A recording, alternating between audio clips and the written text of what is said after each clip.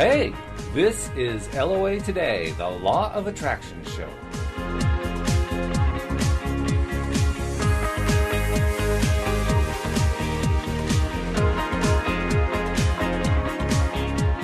Welcome to LOA Today. Walt Thiessen and Joel Elston here.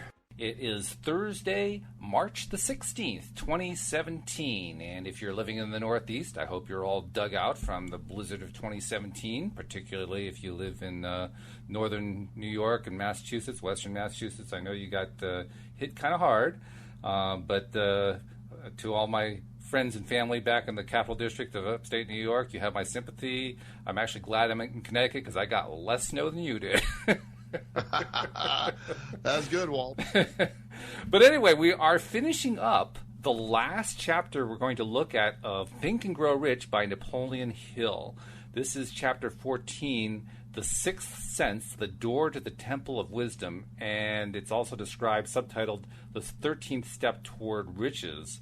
And Joel, you and I were talking before we began the show. This is a real challenge because it starts talking about stuff that borders so heavily on the spiritual realm that it can scare people. And yet, it's a fascinating topic, one that I wish that I could apply better. I mean, I'll tell you honestly, Joel, I've been trying to apply this one. I haven't successfully done it yet. This has been one of my, as I announce every so often, I am a recovering Southern Baptist as well as a recovering compulsive gambler. And my life with organized religion, while I certainly have a belief in God, has been one that it's been an evolving thing over the years. Mm-hmm. So religion in general has been a problem for me, and seeing man's interference in it. So anytime you separating the spiritual side from in my own personal walk with God and what man has made religion has always been difficult. So anytime we bring this subject up, I really have, like you're saying, applying some of this sometimes maybe this may be the step of this program that I'm the least in tune with, is maybe the best way to say that. Okay, well, that's fair. I mean, he even points out in the chapter that you don't actually have to apply this chapter. You don't have to apply this principle in order to make the other principles work. The other principles will work just fine without it. That's sort of his caveat, his way of saying, I believe this is true, but you don't have to believe this is true. So right. He gives you some wiggle room on that.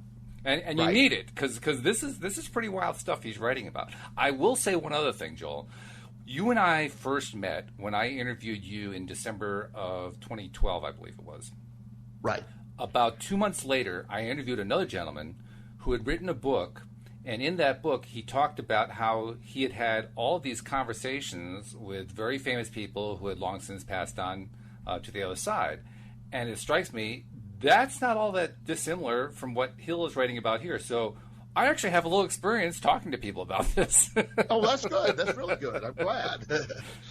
It makes it a little bit easier to handle, although I will also say that this is probably going to be a more interesting conversation because as interesting as what that guy's topic was, he wasn't the most vibrant public speaker. Okay. Well, that can make a difference. It does, yeah. So let's get rolling here. So let's start by just reading what he has to say. I'm going to skip over some of the early paragraphs and just touch on where he starts to talk about it more specifically. And he really doesn't talk about it very specifically, so I'm kind of grasping at straws a bit in terms of where I'm starting. But anyway, I'm going to start with the third paragraph. The third paragraph says, the sixth sense is that portion of the subconscious mind which has been referred to as the creative imagination, which he refers to earlier in the book. It has also been referred to as the receiving set, quote unquote, which ideas, plans, and thoughts flash into the mind. The flashes are sometimes called hunches or inspirations. Now, that much we can buy into. I mean, we've all had that kind of thing happen. Absolutely, completely, yes. And that is, so far, I'm not out. I haven't left the building. That's right. Okay, so continuing. The sixth sense defies description. Okay, well, I'll buy that too. It cannot be described to a person who has not mastered the other principles of this philosophy. Okay, I'm starting to go out the door. Right, exactly. Because such a person has no knowledge. Yeah, okay, I got a full foot out the door now. And no experience with which the sixth sense may be compared. Understanding of the sixth sense comes only by meditation through mind development from within. Okay, that much I can buy into. Absolutely. The sixth sense probably is the medium of contact between the finite mind of man and infinite intelligence. Yeah, makes total sense. And for this reason, it is a mixture of both the mental and the spiritual. It is believed to be the point at which the mind of man contacts the universal mind. Okay, so we kind of went through the side roads to get there, but we got to something that you and I think can definitely agree with. That on the spiritual side of things, we are capable of connecting to the whatever you want to call it, spirit, the other side, the larger side, the universal mind, God. I don't care what label you give to it. We are able to connect with that. Agreed? Right. Absolutely. All yes. Right. Now he says, after you have mastered principles in this book, described in this book, you will be prepared to accept as truth a statement which may otherwise be incredible to you. Namely, through the aid of the sixth sense, you will be warned of impending dangers in time to avoid them, and notified of opportunities in time to embrace them. Yeah. Okay. Yeah. Well, and here's a couple of law of attraction in general things. Here's where sort of there's a rub. I do believe I have you and I were talking before. Right now, my life is going exceptionally well in all areas. Well, if you want to give us an update on, I don't know how much you can go into, but if you want to give us an update, I mean, it's wonderful stuff that's been happening. So I like it. Really is. Introducing any good things. Exactly. I have a new position, that I may be taking with a new addiction treatment facility with some former colleagues. That is very exciting. So I'm probably going to be moving in that direction. My personal coaching business I really am on a waiting list right now. My foster son is doing exceptionally well. We've become, we're through that awkward phase. And when you say you're on a waiting list, it's not you who's on the list. It's about 10 or 12 other people who are on your list. Right, wait to talk to you. Wait to talk to me. So my health remains, very, very good. I have no health issues whatsoever. I feel wonderful, plenty of energy. And I'm not saying that other than just reinforcing that's how things are going. I'm vibrating. Which is fantastic. I am so pleased and happy for you. But and that idea that goes. So that's what I've been working on for so long, to live like that. And all that is actually reality now. For a long time, I was building to that reality. There were days when I didn't know if I was going to be able to fill all these blanks in. Well, the blanks have filled in very nicely, and things are going well. However, when there is where I have a little different, like when he's talking about, you'll be warned of impending danger. Let's start with that one. There is a natural negative flow that for so long has taken place in society. I think we're conditioned. We've talked about a lot that before. So as I'm looking at this new opportunity, one of the things that I have to watch myself is not letting negative or not looking at what may go wrong, but looking at all the potential of what may go right. Yes. So if I mistake that old way of thinking as a warning, I might not be able to fulfill. That's where I sort of part company a little bit here. I think that idea that if you are telling people that beware of the impending doom, I know people that there is impending doom all the time. Absolutely. And so, it's where some of this starts to, and maybe these, our listeners at this point are going, okay, you're really splitting hairs here. But where I believe the sixth sense takes place, I instinctively know. I do believe. But you and I were talking about some of the things, and I was talking to you about this over the last couple of weeks anyway, about this potentially happening, and some of my concerns that I needed to look at, and I was originally hoping to postpone this further down and probably not actually start this till after summer even. Mm-hmm. But a lot of things were happening and moving, and they probably do need me quicker than that. So there was a middle ground that I did not even think about that we sort of came to. That, wow, this makes a lot of sense. This is a very rare opportunity to not only work with an incredible a group of clients, but one of the most respected professional staffs in the country, and have ownership in something that will have great value one day. So this is a wonderful opportunity. But I have to also beware that I have historically, and it hasn't been around for a long time, so I don't even give it credence anymore. But I don't want to mistake an old negative pattern of thinking as a warning sign either. Does that make sense, Walt? It does make sense, and I think we have to perhaps give Hill a little bit of leeway on this, because he combines two concepts into one. He says, let me repeat that paragraph, that last one that we stopped on. Through the aid of the sixth sense, you will be warned of impending dangers in time to avoid them, and notified of opportunities in time to embrace them. I think what he's really trying to say there is you get clues about stuff if you can be sensitive enough to notice that they're there. He is not saying go out of your way to look for the bad things that are going to happen, but it comes out that way anyway, and that's what makes it frustrating. Well, and I giving him credit, because to this point that we are probably 99.5% in agreement with at least I am, to where he's been most of the book. Right. So the idea that's a little piece, and I don't want to tear it apart, but I could hear our listeners who have been with us on this incredible journey as we've gone through this fine work saying, okay, well, I'm hearing something totally different. So that's why I'm sort of throwing a flag on that, not necessarily questioning his sincerity, but maybe his way of it's not matching some of the stuff we were talking about earlier. While the law of attraction, as we talk about it, that name didn't exist back here when he wrote the book. Right. And, so I look at it this way. I have this I do feel I have a sixth sense. I do feel that I'm developing it. I do feel that it is growing. I meditate. I used to not be able to meditate. I have really off the wall ADHD. It serves me, and it also punishes me at times. And I've learned to use it as what I call a master tool in my life. But I never thought I'd be able to meditate. So I started meditating probably 2 or 3 minutes at a time. Well, I can meditate for 30 or 45 minutes now. Wow. Well, that's an amazing thing for me. And so I find great benefits. So I think I am improving my brain, calming it down. And the more I can do that, the more I can become in tune. I talked to you about how I have always known, I haven't been able to identify it or quantify it always, but I can be around people who have great energy and be energized, and they're energized by me, and we raise each other up together.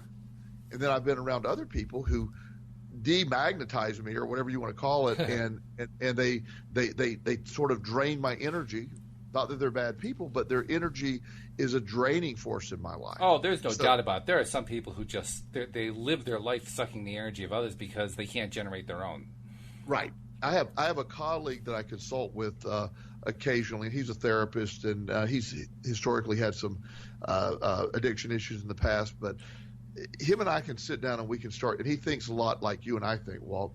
And we can start talking, and you look up at the clock, and an hour and 15 minutes have passed. and it's like, wow, because that energy is vibrating on such a great level. But right. Yet I have another client, a very nice young man, that I can look up at the clock and go, oh my goodness, 5 minutes. It seems like 2 hours, and right. I'm fighting the yawning urge, and I'm doing my sixth sense picks up and taps into that energy that you when you mentioned when we first talked, I was actually trying to get our Twitter account up, and get it up and running back at the treatment center I used to work at, where you actually then read one of my tweets or right, something, right? And that's how we got connected. Exactly. And now we talked, and I thought it was a very good interview. It was, and I think we did a follow up at some point. Yep. And then we, it sort of went our ways, and I left the treatment center, and then I wrote a book, and I said, well, hey, I wonder if Walt's still doing that, and I got hold of now. My point, that's, November, that's, as well, it's a little over 4 years ago that we had that conversation. Nowhere along the way could I have imagined that we would be doing a weekly show together on this topic. I can't say that I would have imagined that, but I will say this. After our first interview, there was so much energy in that interview. And I've actually played it back a few times to see if the energy is there. And it's actually not quite as big in the playback as what I was feeling and what I think you were feeling when we were doing the interview. Right. But nevertheless, the energy was there. And at the end of it, I remember saying to myself, I wonder how I can justify getting him to do another interview sometime. What topic could I come up with? Because I like the idea of doing it. So you're right. I hadn't really thought about us, co-hosting a show together, but I had thought about us doing some other stuff together. Well, and that's where that sixth sense was taking place. Yes. It isn't able, and I'm not saying you can't define it to a point where you can get it there. It wasn't able to take it all the way, but it was picking up that this is a real thing. Right. And exactly. And that's what developing that brain. And I think what he's trying to get at in this, and I this is what I always do, it is the development of your spiritual side, whatever that means to you. That's the very key thing. Right. The development of your spiritual side and the healthy thought processes, the positive thought, merging them together and allowing your spiritual side and take place with it become a mesh with the rest of the body, become one, and that piece for me is sort of integrating the belief that when I meditate that I believe there's the ability one day that after we leave this planet, I know there's something else there, but I believe once we get there, we have access to all the information to ever exist in everywhere. I mean, from the beginning of time throughout the universe, I think all the information exists, and you have instant access to it once you get there. That's just my belief system. I actually believe the same thing. It's interesting to hear you say that. Yeah, and so that I believe. So what if that there's a way to spiritually obtain a connection to that while you're still alive? Mm-hmm. I would find that to be fascinating. I've been wanting to do it for a long time now. Now, I literally call it, and I laugh. I tell people that before Google ever existed. Yeah, right. I always said, wouldn't it be great if you could just think about a topic and then have access to the world's information on that topic? And that everybody laughed. Oh, yes, you watch too much Star Trek or whatever. Well, we haven't gotten quite to the think about it part, but all you got to do is say it. And everybody knows what the word Google means now. It didn't mean anything in 1997, but everybody knows what it means now. And there was a researcher that I was talking to the other day that he's very much into a lot about the way we're thinking, and he's also into the brain mechanics, and he has, at least he believes he has, the ability right now to plant a chip in the brain and literally connect to the internet. Oh, yeah. That's a cool thing right there. That's actually something I've been waiting to see happen. Yes. And that connection, he said, now they don't have the language of thought, down the way it will need to be. But the idea that you could use the brain waves, have a transmitter that's connected to Wi-Fi somewhere, and you can get the noise out of the brain. You just got to figure out the language piece. And there are going to be people who will hear this, particularly among the evangelical right, who are going to be freaked out about it, because there is a very strong belief that this kind of chip in the body is going to come along, and its purpose is going to be to control all of mankind and eliminate all of our freedoms and so forth. So and I joke, we should at least acknowledge that side of the argument. And I have to say there is at least some small amount of credibility with it. Absolutely. By reporting this, I'm not suggesting it's a good idea. Because I don't like on the other side, because of my political beliefs, I don't like the idea of someone that could eventually access your thoughts and judge you or say you committed a crime only on thoughts.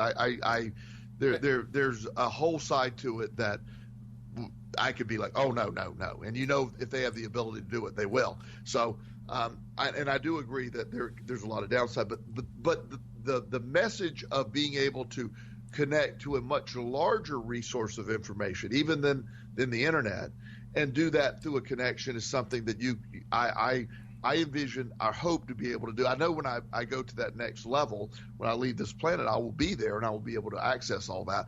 But what if there's a way to do that while we're here? Well, there actually is a way to do it while we're here. And I wanted to throw in the one extra piece, which is this is the part that should, at least to some degree, assuage the fears, which is it isn't just a question of trying to teach the piece how to interconnect with our thoughts. That's certainly a major part of it, and it's something that they're still working on. But the other piece of it is going to be building in the security so that somebody else can't tap their way in and influence your connection, whatever they want to influence it. If we can set things up, and this is very technologically possible to do, if we can set things up so that these chips or whatever they are can be controlled by us individually so that we are the only ones who decide who has access to whatever it is that we're doing with them, that's going to provide a very large realm of security to work within. And that would be, that could be an amazing piece. And today I was meeting. I mentioned earlier about talking with this facility about coming on board, and I was meeting with the owner, the doctor that really is the founder. And he sat down, and I'm going to give a quick example without violating any confidence, but he had just talked to a young lady who said he had told her that if your drug screen, you tell me if you use before I run your drug screen. If you tell me the truth and it comes back positive, we will keep you in the program. But if you lie to me again, I'm going to exit the program. Mm-hmm. You're going to exit the program. Okay. She said, I have not used, doctor. I have not used it all. So she went and took her test. I came and sat down and we began our conversation. The nurse brought in the sample and she had used a significant amount of drugs. Okay. So he said, well, I'm going to have to terminate her from the program. And I said, well, it's a shame. I said, the fact that she's showing up means she does want to get better. And I do, and maybe this is an opportunity to get her to open up. Mm-hmm. And so him and I started talking briefly. Now, she hadn't left the building. She was still out in the lobby. And he's like, oh, I just had an idea. And so by him and I talking, comparing thoughts, sort of like a mini mastermind meeting, which we've talked about in the past. Right. He had an idea of bringing her back in and saying, I just did your drug test. I'm aware of the results. And I'm going to give you one more opportunity, because you're in denial, to explain to me why you would test positive. And it opened up for the first time. She was able to break through and be honest for the very first time, which is, anybody that knows addiction work, that honesty and admission piece is huge. And it was a big turning point. And it happened not because I'm a genius. It happened because two people sat down and sort of thought about something. And instead of just sticking with the doctor could have been rigid and said, you're terminated from the program. But it opened a conduit to open up something bigger. And he thought of that after him and I were talking. Interesting point is that she was sitting out there in the hall waiting for you guys. Yes. And she knew deep down inside that she had told a fib. She knew it. Yes. There was, yes. I mean, she could try to shield herself from it all she wants, but deep down she knew it. Yes. So she was primed. She was ready when she came in there, and it was just a question of one thing: did she want to get better? Yeah. Apparently she did. And she did. And at the end of the day, I told him, and that's what I told the doctor. I said, I don't think you lose. He said, well, I don't want to lose credibility. I said, I don't think you're losing credibility. Our mission is our patients, and we have to meet each patient where they're at. Now, I know some very arrogant. They try to use masking agents and all that. Now they're gone. That's not what we're into. But somebody who just has never been successful. Nobody else has been able to help this lady. Let's do something different. And so the reason this applies to that I think the sixth sense, we have talked in great deal, and one of my favorite chapters and that we've done was talking about the mastermind meeting. Mm-hmm. and the benefit of that. Right. So I think development of the sixth sense not only happens in meditation and pursuing the stuff that we do and the programming we do with the brain, but I also think mastermind meetings are a way to almost double down on the increasing of the sixth sense. But the more people involved in the process, both parties' sixth sense rises at an exponential rate, is my theory. Yeah, I think that's true. And in fact, I think we could rightfully and accurately describe that particular mastermind meeting as being one with four nodes. You were one node, he was the second node, the patient or the client out in the lobby was the third node, and then the fourth node was whatever label you want to give it to it. Call it God, call it the universal mind, call it spiritual knowledge, whatever you want. I will call it, in this case, intuition. Because Yes. what you really described there was how he had an intuition that had not occurred to him, and that intuition occurred as a result of the three of you meeting and that fourth connection also playing a role. That Yes. fourth connection fed him the idea he had never had before. Yes. And that probably would not have happened if you didn't have that meeting. And that was the amazing thing, the piece that I'm so excited that I got, and I pointed it out to him. I said, you understand now when I talk about the law of attraction, because we're going to be greatly incorporating the law of attraction into this process at this new facility. It will be a very large. There's going to be specific groups on law of attraction, positive psychology. There's going to be a lot of quality stuff in that area. And I'm using a sort of a law of attraction model and dealing with the employees as I sort of take charge would not be the right word, but sort of meld myself into the facility, and my way of finding people's strengths in staff meetings, pointing out people's strengths, encouraging, uplifting, getting the most out of what they have to offer by going through their strengths, not on a fear-based existence, but on a positive, this is where you're at thing. That rallies a community, and someone that doesn't necessarily understand that or get along with that won't be a good fit for our facility. As you're describing that, I'm thinking to myself, most people don't necessarily realize we're not in the same room when we're doing this. We're doing this via an internet connection, so we don't see each other. And I wish you could see me right now, because as you were describing that, this big smile was filling out on my face, and I'm thinking, "Wow, what a great place that would be to work." Well, and that's when people hear it, that they automatically get there. We as a whole, we want to be that group where we're all developing. And there's people that, one young lady, and I hope she's able. Like she mentioned, she said, "Well, I don't buy into the law of attraction stuff." And I said, "Well, that's not going to be a prerequisite to keep your job, but negative talking or negative interaction with patients or the other employees will be." So, you want to, you don't necessarily have to. Her role won't require direct sort of. She won't be directing anything that would require her to do it, but she can't be a distracting force from it either, right? Because that won't be a healthy way for our other employees to be or our patients to be around. It won't be healthy.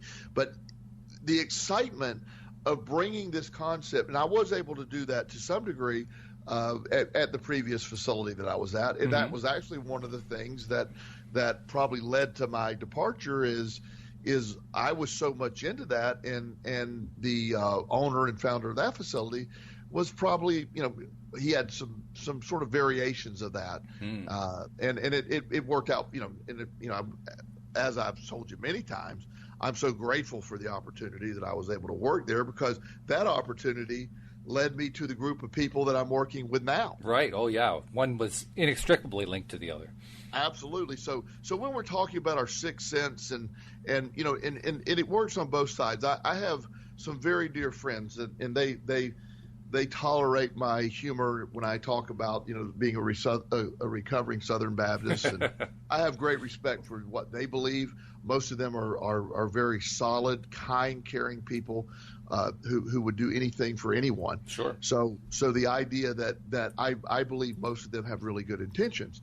So when we're talking, you'll hear one side. Usually, if you get both sides griping, you're doing a pretty good job.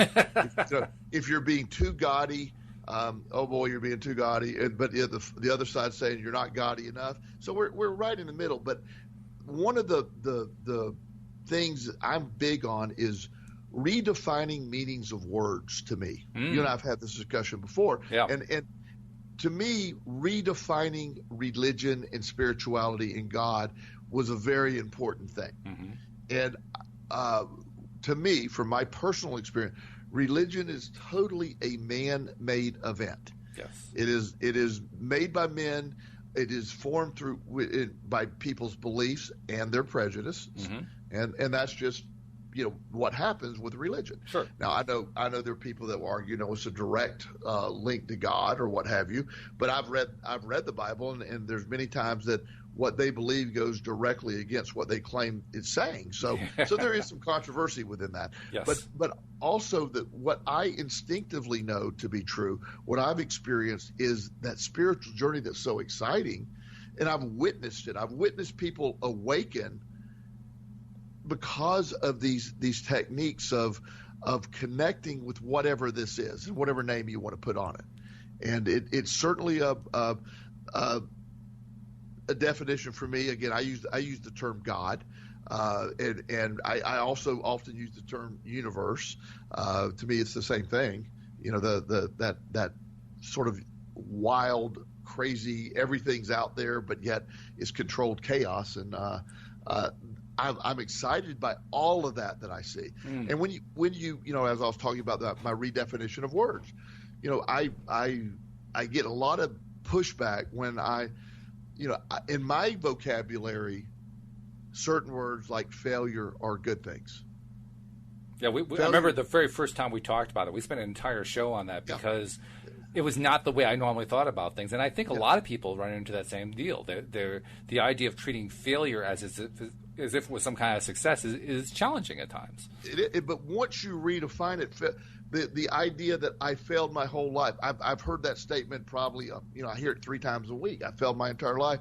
And to see their face when I say, wow, that is amazing. You've managed to fail your entire, you're really trying hard. Yeah. And they're looking at me like, no, you're not getting what I'm saying. All right. And it's like I did a Facebook post the other day about, I hear about people struggling, and I've redefined struggle. Struggle for me is a strengthening process. I go to the gym every day, and I struggle beyond belief every day in the gym. Struggle's positive to me. Struggle's character building. Struggle is strength building. When I take on this new project, assuming that I'm going to do this, I am aware that me getting all this in place at times will be a struggle, and it's part of the process, and I'm excited about the struggle. Mm-hmm. Sure. And you have every right to be excited about it. I think you're right, too, that it directly ties into the concept of the sixth sense, because among other things, you are relying on your sixth sense to say, yeah, this is where I want to go. I mean, you're qualified by saying, well, I haven't quite decided to do this, but it's pretty clear to me you've decided to do it. And I'm sure you've decided to do this because it wasn't just the reasons, it wasn't just the rationality. There was a feeling about this whole thing. And that's what sixth sense is. Sixth sense is a feeling. It's an image. It's a thought that comes out of nowhere. It's a sound that comes out of nowhere. And it just catches your attention, and you say, what was that? What was that? I feel like I just missed something. What was that? Right. And that, and again, when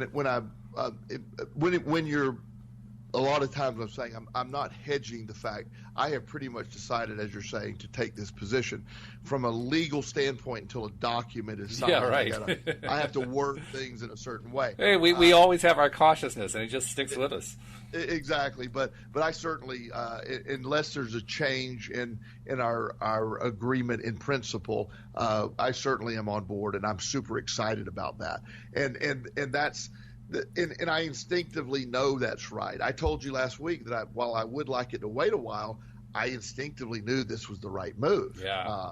And again, I'm very excited about that. I'm very excited with how this feels. I've spent a lifetime of building to these moments, and I look at all that has happened and all the experiences I've been through, and I would not be sitting here right now talking to you, sharing with our audience what we're doing, if all of these things didn't take place. It's mind-boggling to me that all those chains of events happened exactly as they needed to happen for this moment to happen today. And that's where I combine that spiritual principle. And I was talking to you about many times about my son TJ and the situation, how him and I met and how we bonded and how I ended up adopting him. And the chains of events that had to take place, thousands of miles apart, years apart, there seems to be zero possibility of these events interacting. Yes. And they cross perfectly. That's a key point. That's a point that I don't think we can overstate how important it is, because these kinds of serendipitous things that happen do not happen accidentally. And once we come to grips with that possibility, that they don't happen accidentally, that they actually do happen for a reason, that there is something that makes that happen, that's really our entree to the law of attraction. Yes. It's our entree to the whole concept of Think and Grow Rich, as Napoleon Hill is presenting it. It's our entree to how intuition works, how connection to the sixth sense works. Because the only way these crazy series of events can happen is if in some way we're paying attention to that sixth sense.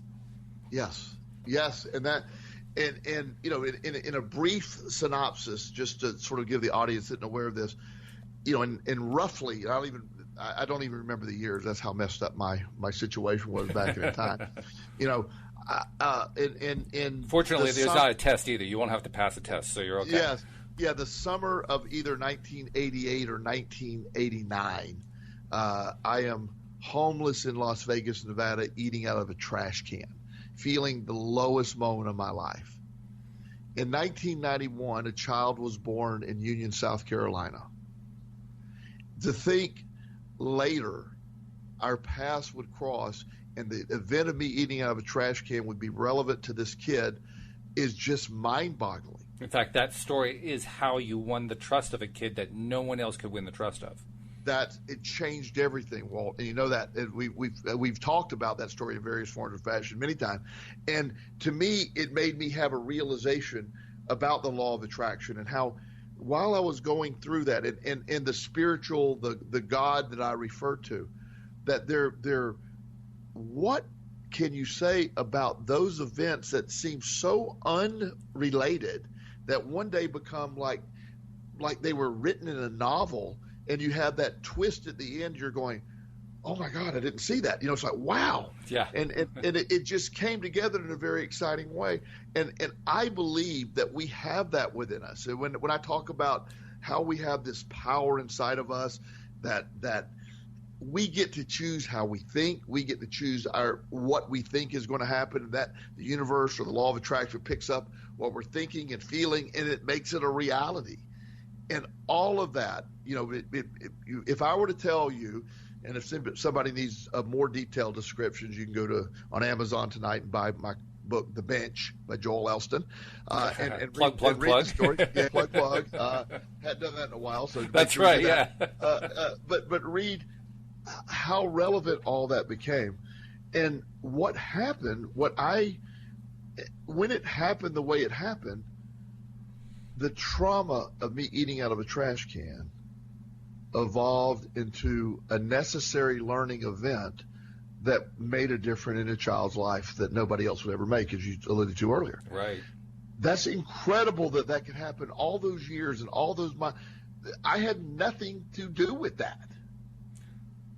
And, you know, there's another side to it that's also a little mind-boggling, because I don't think most of us realize how often these crazy sets of circumstances happen in our own lives. I think we actually learn to block them out. I would be willing to guess that everyone who listens to this episode has had more than one set of circumstances like that, and I'd be willing to bet that some percentage of the people listening are going to say, it's never happened to me. And the reason is, when you have a series of events that are seemingly so disconnected that you really can't piece them together, you don't tend to piece them together. Yes. And so you tend to overlook it. It isn't until you sit back and you say, how the heck did that happen, that you begin to realize that these crazy things happen. Well, yes, and I, you know, we shared the story of we've shared multiple stories of chance meetings and how people were put in places and things happened that they no way intended to happen, and it was life altering. You know, that it's, you know, when I heard a guy speaking, and I wish I remembered who he was, but I'm always looking at YouTube videos about law of attractions and concepts, and this one guy was having a really rough time in his life, and he was trying to apply the law of attraction in his life, or at least he said, he laughs, he said, I thought I was trying to apply the law of attraction, but I was applying it in the opposite direction.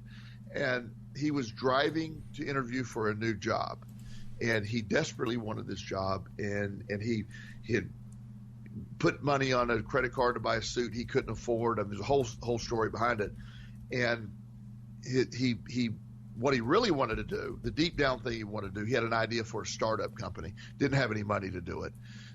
But he wanted to go work for this company and one day maybe get to that. So he's traveling and I believe it was, I want to say a random state, like Oklahoma, something like that. And he has a flat tire, this small town in Oklahoma. And there's a gas station / repair shop and in the middle of town. So he's sitting there waiting, and he's just bored and has to wait like 3 or 4 hours. It's clear he's not going to make the appointment. He's just devastated. He said, this was my opportunity. He called the guy and said, can I postpone? The guy said, no, he said, we were going to interview you in a courtesy manner, but we've already hired our person. So there's no sense to come on in. He was devastated.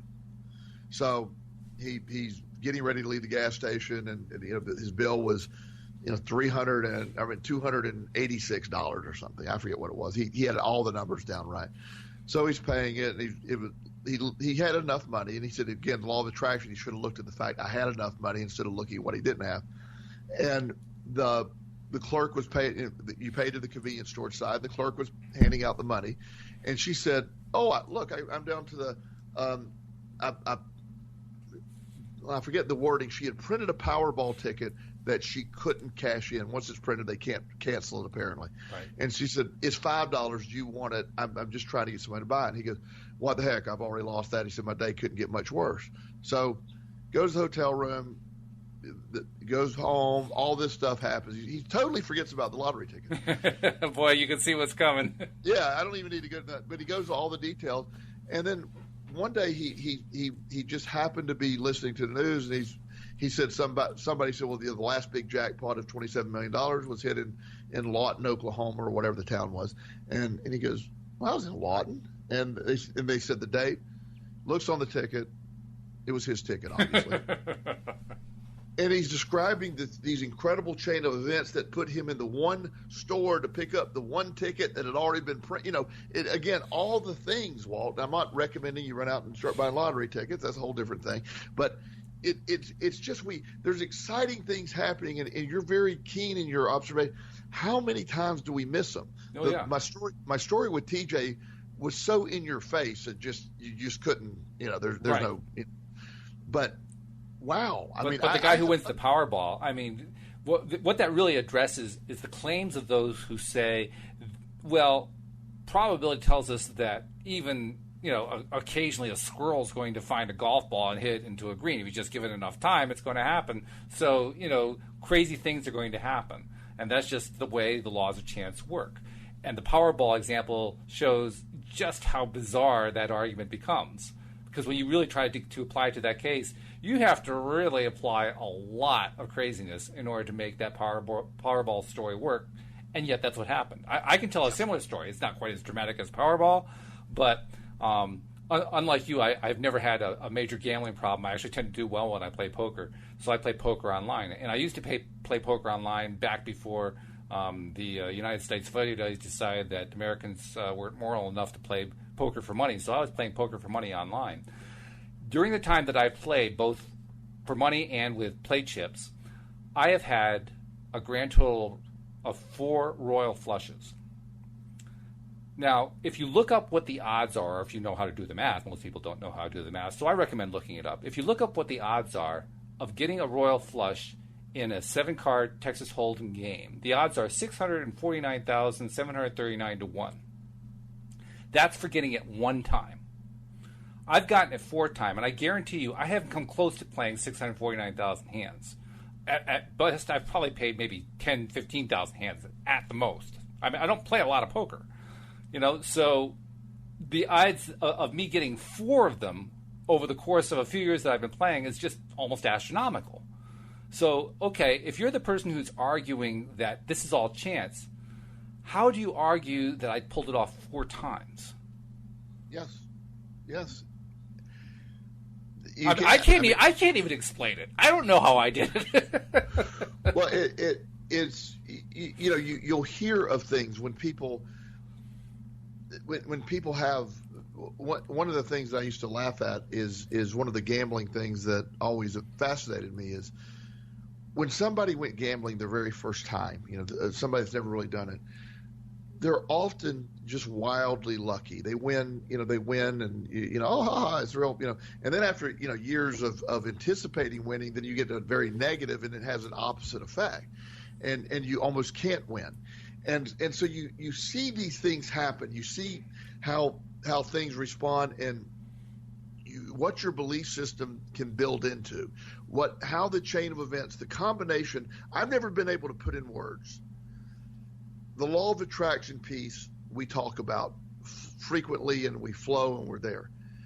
The intangible piece that I have, while I see how the law of attraction applies to what I was doing and me eating out of the trash can and how that would relate to TJ and all that stuff, I see that. But the thing that lined up the events for me to see it is a piece that I've never quite figured it out. Mm-hmm. And I don't know if that makes any sense because there is a force at work here. Well, the law of attraction is the best way I know of to explain what happened with that. In fact, I can think of another story, and this one has the perfect setup now that I think about it in the context of what we're talking about here. Again, this is a game online. I believe this was Play Money, and there was a hand where 4 of the 5 cards that showed up were the same suit all in a row. I think there were spades, and I believe it was 8, 9, 10, jack. I had the queen of spades, and there was another player who had the 7 of spades. So we both had straight flushes, which are extremely rare, but I had the winning hand. Up until the time that we played that hand, this guy was doing, you can do an online chat, it's kind of like text messaging during the middle of the game, and he was going on and on about how the cards were always against him. And when that hand came along, and I could just tell, even before it displayed what our cards were after all our bets were in, we were all in on it, I could just tell he had that 7 of spades. I just knew it because of the way he was behaving, because of the way he'd been talking and so forth. And when that 7 of spades appeared and he saw that I had the queen of spades, he went off on a rant like you would not believe. I mean, you can imagine some of the words he was using. And I'm just sitting there watching this on my screen and saying to myself, my God, there's a perfect example of the law of attraction applied negatively to a T. And that law of attraction negative side, being a recovering gambler, you get to witness that firsthand. It is the most fascinating thing. I mean, I have lost. I have seen things lose that it was impossible to lose. Yeah, I have too. By the way, I've experienced that. Yeah, I've had setups where there's nothing that can happen, and then something happens, and it's like it's like there's only one card out of the remaining 41 that could possibly hit that would cause the problem, and that's the one that hits. Well, this is a really, of course, it's hilarious now. At the time, it wasn't. I had picked a winner, and it was in Miami at a horse track, and I picked the winner of one of the races, and it was 19-1 odds, and this horse was leading going into the last turn by 19 lengths. It was Secretariat at the Belmont. It was pulling away. The horse could have stopped, got a drink of water, and walked to win, right? About 20 yards from the finish line, on a bright, sunny day in beautiful South Florida, a seagull swoops down right in front of the horse. Oh, no! The horse throws the rider. The rider hits the ground. The horse then walks to victory. Well, unfortunately, in horse racing, the rider has to be on the horse. Has to be on the horse. That's just like I mean, God. there's. I'm laughing, but that must have been horribly painful. Oh, well, but I was in such a bad state of mind back then. I was anticipating loss, and I jokingly had told the guy sitting next to me, because I told him who I had. He goes, "Well, there's no way you can lose this one." I go, "Oh God, don't say that." And then he looks at me and he goes, "Wow, I need to move away from you." Yeah, right. Because you're cursed, and I'm like, "Yes, I am." And you know, it's just that you see that, and I don't like to even delve into the negative side of the law of attraction, because it's such a deep dark hole. But it does have the message. The message is, if it works on the negative side, guess what? It works on the positive side too. That's the beautiful, exactly, Walt, and that's the exciting piece. Is we have when we're talking about this chapter, the sixth sense, and it's easy to go all over the place here, and religion is almost impossible to discuss without upsetting somebody.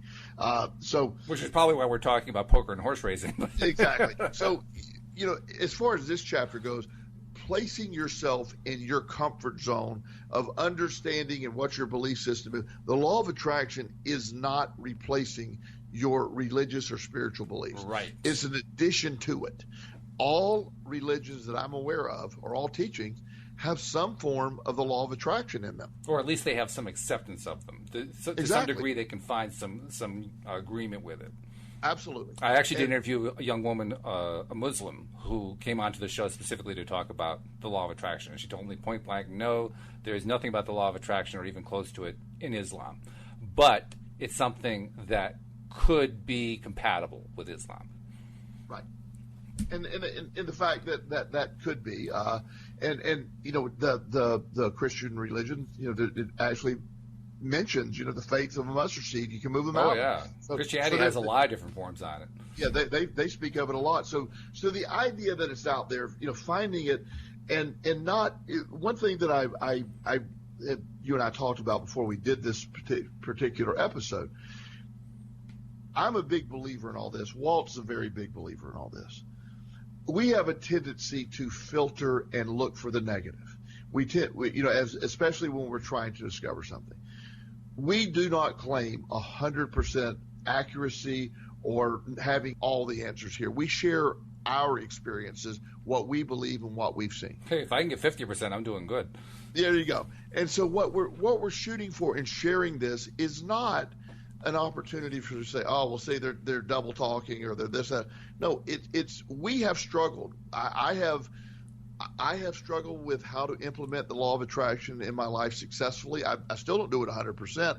I'm much further along than I was, but this is an ongoing process. I know many people that have done this for a long period of time, and I don't know anyone who does it 100% all the time.